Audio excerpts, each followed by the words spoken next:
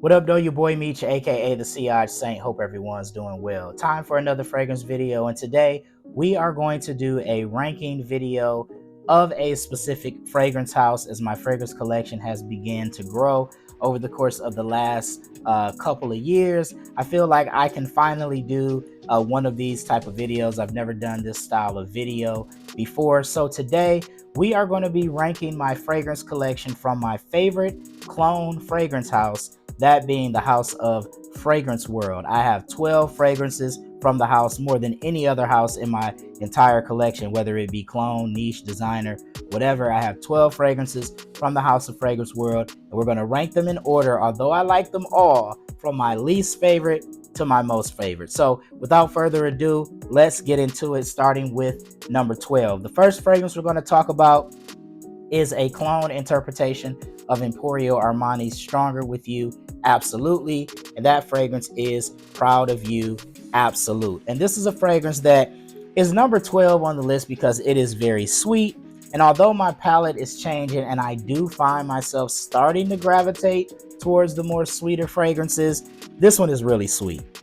Chestnut, I think, is the note that's in here that gives it a sweetness. Vanilla is here as well. There is rum in the fragrance, of course, that gives you some booziness.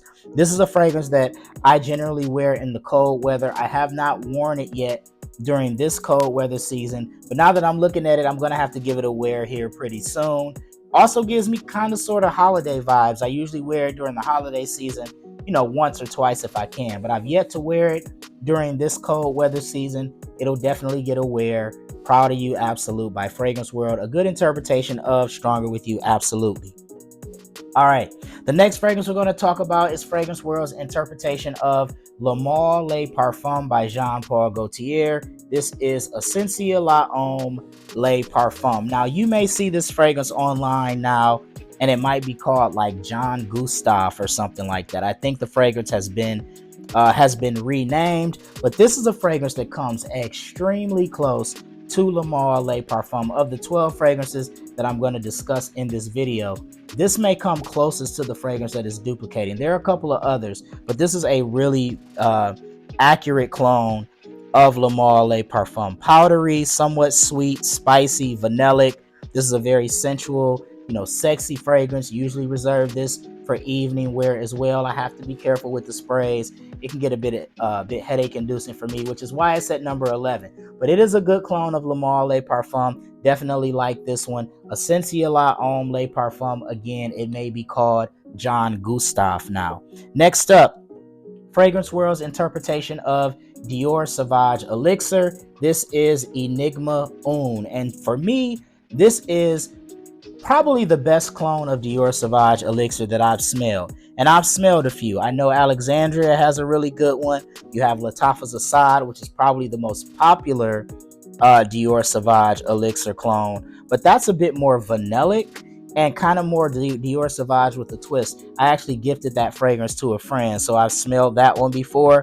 But this gets you very close to the OG, particularly as it begins to dry down. It's kind of brighter, maybe a tad bit fresher at the opening, but you get that spice, that black pepper, you get the licorice accord. The atomizer on this fragrance is trash. That's the one chief complaint I would have, although that was a decent distribution. But I would say one spray is really like a half a spray, so you might want to spray twice for it to count as one. But that doesn't take away from the fact that the fragrance does smell nice. Pretty good clone of Dior Sauvage Elixir, Enigma Un. Next up, we are at 12, 11, 10, number 9. Interpretation of the discontinued, or maybe not discontinued, Mahogany Woods by Bath and Body Works. This is Hardwood, pause, by Fragrance World. Of course, I don't need to say by Fragrance World, but this is a really good fragrance. I paid like $18 for this fragrance on Amazon. Very wood dominant, kind of gives you like foresty, kind of like a foresty tree type of vibe, with some sweetness underlying in the background, and maybe a tad of booziness. Funny story regarding this fragrance. The last time I wore this, it was during the election cycle. I went to early vote, and I was wearing this fragrance. I was in line in front of a couple of ladies. They were older ladies, and one of them asked me what fragrance I was wearing. I did not want to say I was wearing hardwood because that might sound crass.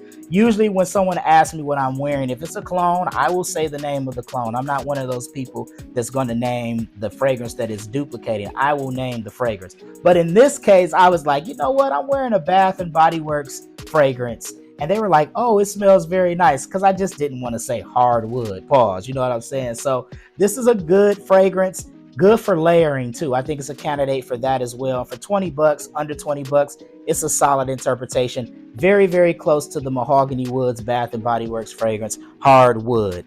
Next up, Fragrance World's interpretation of Maison Margiela's Jazz Club. This is a part of their Olfactory line. This is Music Fest. And I actually have not given this fragrance a full wearing yet. This has kind of just been maturing, sitting on my shelf. I have a decant of Jazz Club, so I wear that right now. But this is definitely a suitable replacement.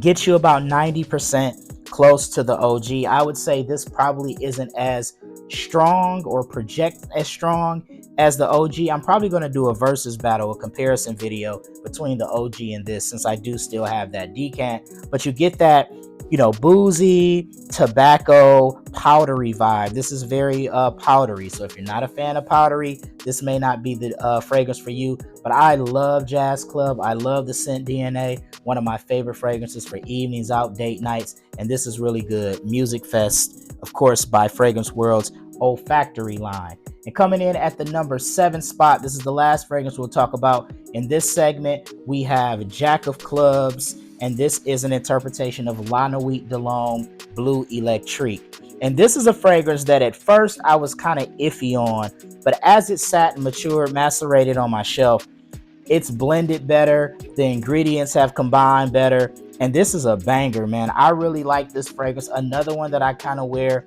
evenings out. Very cardamom forward fragrance. It does have, you know, being a clone of Bleu Electrique and blue being in the name there, it does kind of give me some blue fragrance vibes. It almost smells somewhat aquatic to me, but this is a great fragrance. Guess you could wear it versatilely, but I do reserve it more for evenings out. I last wore this to my company's, my job's holiday party. This is a compliment getting fragrance. Very sexy, spicy, sensual fragrance. I really like this one, Jack of Clubs by Fragrance World. We're going to pause for station identification. Shout out to my man Charm City. Come back with numbers 6 through 1 as I count down my list of my top 12 fragrances from the house of Fragrance World.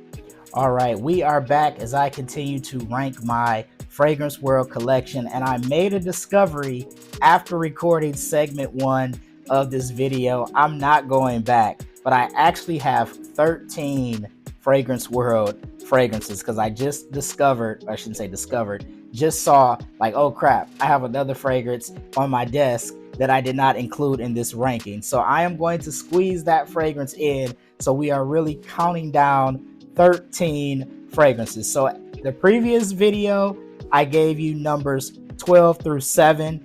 Actually, that's technically numbers 13 through 8. So I hope to not cause any confusion. Hope that makes sense. But let's get right back into it. So this is actually number 7 and not number 6. It is an interpretation of the discontinued Amen Pure Malt by Mugler. It is Starman Nebula, and this is a fragrance, another one of those that have gotten better and better as it has sat on my shelf and matured and macerated. Boozy, sweet.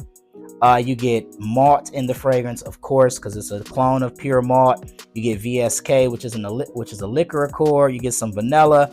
I think there's an orange accord in this fragrance as well. Really nice fragrance. It kind of has a playfulness, but it's also mature as well, if that makes sense, because I don't think the youngest of young people would rock this fragrance. Another one that I kind of reserve for evenings out, but this is a really good one, Starman Nebula by Fragrance World. Next up, the fragrance that I had to squeeze into this list because I totally forgot about it, if I'm being honest, but then I looked on my desk and saw it boxed because I still want to do some content on the fragrance. We are talking about Mirage Absolu. This is a part of the French Avenue line of Fragrance World, and this is a clone of Parfums de Marly's Latent Exclusive, and this is really, really good. It smells a lot like Latent at the top.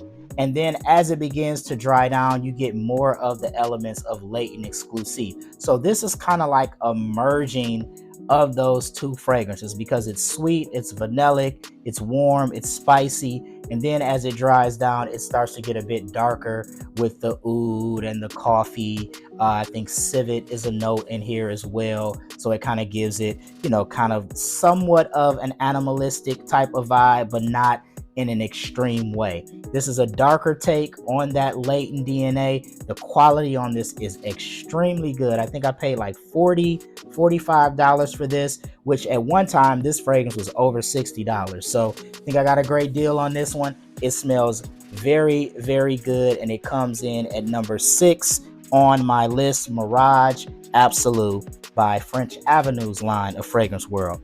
All right, let's get into the top 5. Coming in at number 5, we have an interpretation of BDK Parfums Gris Charnel. This is Francique 63.55. I've talked about this fragrance quite a bit over the last couple of months on my channel. I absolutely love this fragrance. One of my best clone pickups in 2024. Spicy cardamom, fig, tea. You get this floral, fresh iris in the fragrance as well. A soft scent, not a huge projector, but smells fantastic.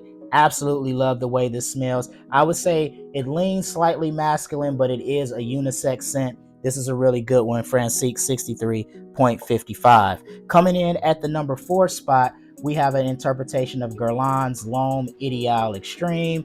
This is Supreme L'Homme Extreme, and I paid under $25 for this on Amazon. And the quality for the price, the scent profile for the price is fantastic. You get this sweet plum in the fragrance. You get the almond accord. You get some leather, some tobacco. This is, man, the extreme flanker of L'Homme Ideal may be my favorite. I have the EDT. I have the EDP. I absolutely love the way this smells. This is a fantastic interpretation of L'Homme Ideal Extreme. It was my scent of the day yesterday. Today is the 8th as I'm recording this. This is my scent of the day yesterday. It's really, really good stuff. Number 3 on the list. I said I don't like sweet fragrances, but this fragrance has lately gotten me in a chokehold. It is a sweet fragrance that I absolutely love. Going back to that French Avenue line, we have Royal Blend. This, of course, is a clone of By Kilian's Angel Share.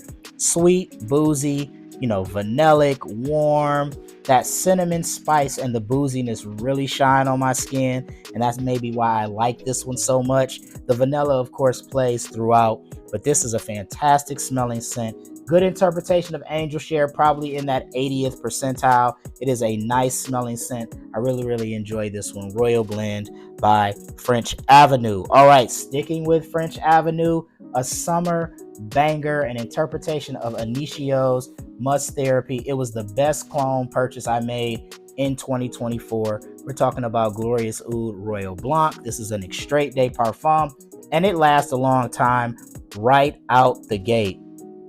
My goodness. The orange accord, the musk, it's kind of creamy as well. This is so good. 8 hours plus on skin from the jump. From the first time I wore this fragrance, I had no issues with longevity. Didn't have to let it sit. Didn't have to let it macerate. I cannot wait till the weather warms up so I can wear this again. Absolutely love Glorious Oud Royal Blanc. And the best fragrance as it stands right now in my Fragrance World collection is a great interpretation of Nichané's Ani. You guys probably know what it is. It is Spectre Ghost. And this is another French Avenue. French Avenue is killing the game, y'all. But this is a vanilla waffle ice cream cone. That's how I always describe it. Starts somewhat citric. I think ginger at the top, but that goes away quickly. And this becomes a warm vanillic scent, kind of creamy. I absolutely love this fragrance. Top 3 vanilla in my fragrance, in my collection. Y'all know I love vanilla. Top 15 fragrance, I would say, in my entire collection. I absolutely love this scent DNA. It is the best of the best from the House of Fragrance World in my collection, Spectre Ghost. Well, there you have it, guys. 13, not 12. 13 of the best fragrances from Fragrance World, or at least the ones that I have in my collection. What are some of your favorite fragrances from the House of Fragrance World? I would love to hear about them. Feel free to throw those in the comment section. Be sure to check out my social media for more. Please like and subscribe on whatever social media platform you're watching this on. That will be greatly appreciated. Once again, your boy Meech, aka the Sea Saint. Until next time, take care. Peace.